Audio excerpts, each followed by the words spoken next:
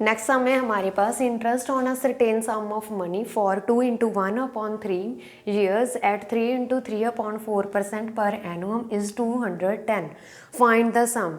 कि अगर हमारे पास कोई सम ऑफ मनी मतलब प्रिंसिपल फॉर 2 × 1/3 ईयर के लिए और 3 × 3/4% पे हमें 210 का ब्याज लगता है, तो फाइंड द सम। तो सम का मीनिंग क्या है जहाँ पे? प्रिंसिपल। ठीक है, सम का मीनिंग है प्रिंसिपल।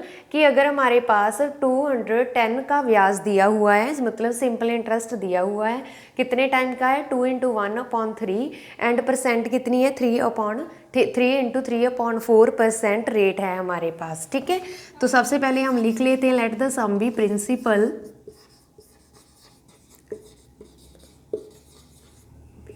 P।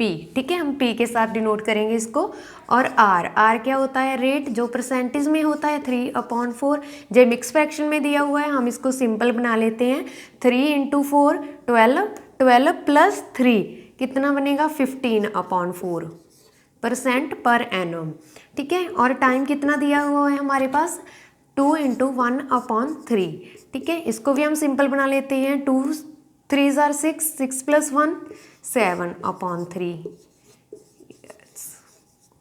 ठीक है, फिर सिंपल इंटरेस्ट हमारे पास गिवन है। अब सिंपल इंटरेस्ट हमारे पास गिवन है ना। सिंपल इंटरेस्ट कितना दिया हुआ है? 210 रुपीज़। तो इसका मीनिंग क्या होगा? सिंपल इंटरेस्ट हमें पता है और उसका फॉर्मूला भी पता है हमें, P × R × T/100। Simple interest कितना दिया हुआ है? वैल्यू पुट कर देते हैं 210। और प्रिंसिपल कितना है हमारे पास? ये हमने निकालना है, हमें तो नहीं पता कितना है, तो इसको एज इट इज़ लिख लेते हैं। R कितना है? 15/4 × T 7/3 / 100। अब देखो 3 के टेबल में 15 आता है ना 5 पे, तो इसको हम ऐसे लिख लेते हैं। ठीक है, अब देखो ये क्या बन जाएगा? 15 5 × 3। इसको हम ऐसे ही लिख लेते हैं ताकि हमें इसको सॉल्व करने में आसानी होगी। फिर ये क्या बन जाएगा? 4 × 100। अब देखो जे इधर इधर डिवाइड हो रहे हैं, तो इधर जाके क्या हो जाएंगे? मल्टीप्लाई ना। 210 × 4 × 100 = P। और 5 और 7 मल्टीप्लाई हो रहे हैं, तो इधर आके क्या हो जाएंगे? ये डिवाइड। और जहाँ पे 7 हम लिख लेते हैं। अब देखो 7 3 * 21 होता है ना, 3 पे आता है, और साथ में क्या है? 0। उसको हम एज इट इज़ लगा लेते हैं। अब देखो 5 2 * 10 और साथ में 0 दी हुई है एक्स्ट्रा, तो उसको हम ऐसे लिख लेते हैं। तो ये क्या बन जाएगा हमारे पास? जो P है, जहाँ से P mean principal, sum of money हमने फाइंड आउट करनी है, तो इसका मीनिंग क्या है? 30 × 4 × 20। ठीक है, 30 × 4 12 मीन्स 120 × 20 2400। ठीक है, अब देखो नेक्स्ट सम है हमारे पास the sum of money that will give ₹1 as interest per day 5% per annum. Simple interest is. Options हमें दी हुई है। तो इसका मीनिंग क्या है कि हमने सम ऑफ मनी निकालना है। किस पे निकालना है? दैट विल वी गिव ₹1 कि एक दिन का 1 रुपीज़ ब्याज है। सिंपल इंटरेस्ट एक दिन का 1 रुपीज़ लगता है 5% पे। ठीक है, तो आपने सम ऑफ मनी निकालना है, दैट मीन्स प्रिंसिपल निकालना है। तो सबसे पहले हम मेरे पास गिवन क्या है, हम उसको लिख लेते हैं। जैसे सिंपल इंटरेस्ट दिया हुआ है, कितना है जी? 1 रुपीज़। ठीक है, 1 रुपीज़ है, और लेकिन 1 डे का है जी, पर डे लिखा हुआ है ना, इसका मीनिंग क्या है? 1 डे।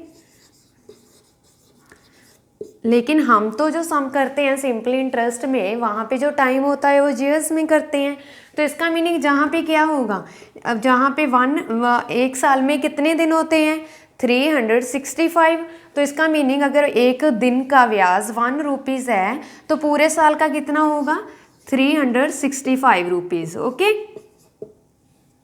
तो यहाँ से हमारे पास हमें टाइम पता चल जाएगा ना कि 1 साल का है हमारे पास, तो time is equals to 1 years. ठीक है, और रेट कितना दिया हुआ है हमें 5%। निकालना क्या है हमने, द सम ऑफ मनी। ठीक है, sum of money means principal हम लिख लेते हैं कि let the sum of money be P. तो दैट मीन्स हमारे पास जो सिंपल इंटरेस्ट है वो इसका फॉर्मूला क्या होता है, P into R into T. P is the sum of money upon 100। अब सिंपल इंटरेस्ट कितना है 365 एंड पी कितना है, पी मीनिंग प्रिंसिपल, वो हमने पता करना है तो वो एज इट इज़ लिख देंगे।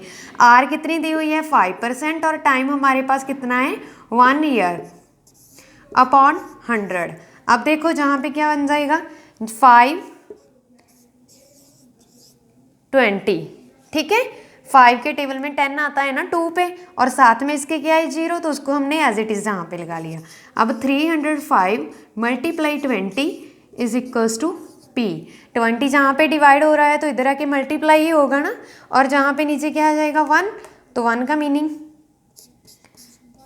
तो पी को जब हम इसके साथ डिवाइड करेंगे तो ये हमारा आंसर बन जाएगा